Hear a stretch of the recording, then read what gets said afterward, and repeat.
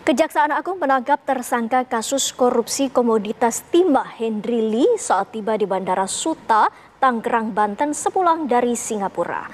Mantan bos pesawat komersil itu ditangkap usai dikabarkan dalam perawatannya di Singapura karena sakit keras dan masa paspornya habis pada 27 November 2024. Henry merupakan pihak swasta di kasus korupsi timah, yakni selaku beneficiary owner dari PT Tinindo Internusa atau TIN.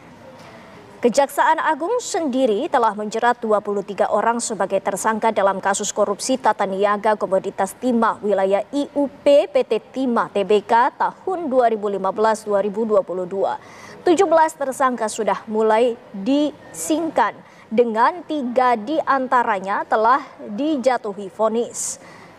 Total kerugian dalam kasus ini bernilai 300 triliun rupiah dengan sebagian kerugian disebabkan oleh rusaknya ekosistem.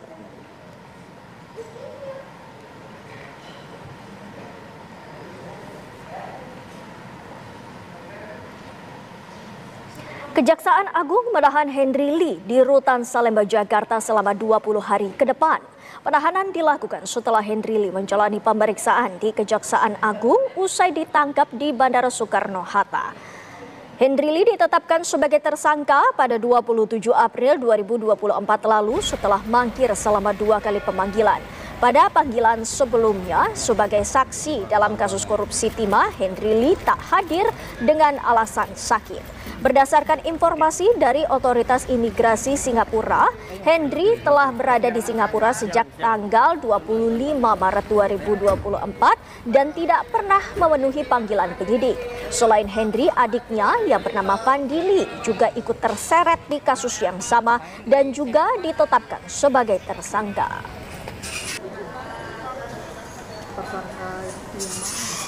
Tersangka Henry Lee merupakan tersangka yang ke-22 dalam perkara dugaan tindak pidana korupsi tata niaga komoditas timah di wilayah izin usaha pertambangan PT Timah Tbk tahun 2015 sampai dengan tahun 2022.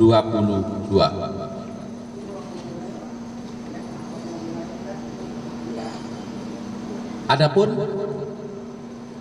peran tersangka Henry Lee yaitu selaku beneficiary owner PT Tinindo Internusa atau PT TIN yang secara sadar dan sengaja berperan aktif melakukan kerjasama penyewaan peralatan processing peleburan timah antara PT Timah Tbk dengan PT Tinindo Internusa, yang penerimaan biji timahnya bersumber dari CV BPR dan CV SMS yang sengaja dibentuk sebagai perusahaan untuk menerima biji timah yang bersumber dari kegiatan penambangan timah ilegal.